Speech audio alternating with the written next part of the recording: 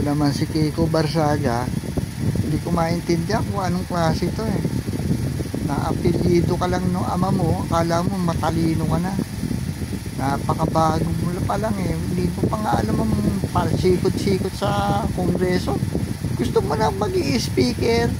Meow, meow, meow, meow. Meow, meow, meow, meow. Mag-isip ka nga maigi. Kaya pala tama yung sabi ng nanay mo eh. Kay Congressman Ronaldo Puno na mahirap ka, matigas ang ano mo, ulo mo. Dapat sa'yo siguro inuuntog ka eh, no? Para matauhan ka o kinokobra ka. Yabang-yabang mo magsalita, kala mo may naintindihan ka na. Maraming nakapag-aral talaga ng batos, ikaw eh. Kaya ka lang nanalo dahil tatay mo dating congressman eh. Alam mo, ang takbo pa ng utak mo yan, barkadahan pa, hindi ka pa involved sa talagang takbo ng politiko. Ang pisyoso ko naman. Hindi ka ba nahiya sa sarili mo? Gumawa ka muna, wala ka pa nga napapatunayan eh. Gusto mo lang mag-i-speaker? Sarap mo purutin. Meow, meow, meow, meow. Meow, meow, meow, meow. Ito talaga.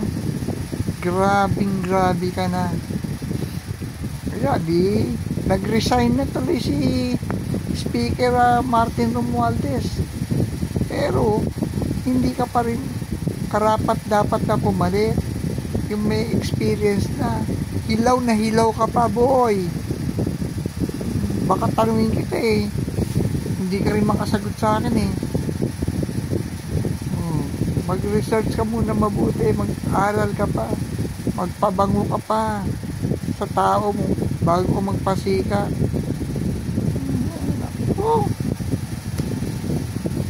Hindi ka pa nga kilala eh.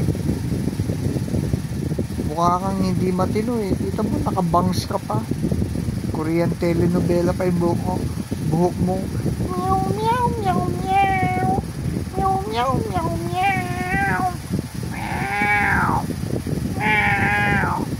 Nakakatuwa ka. Sarap mo kurutin. Ay, Kiko, hanapin mo muna si Matching bago ka magpasikat. Ay, nako, kawawa ka naman. Nanay mo nga daw eh. Na-alarma sa'yo eh. Okay, dito na lang ako.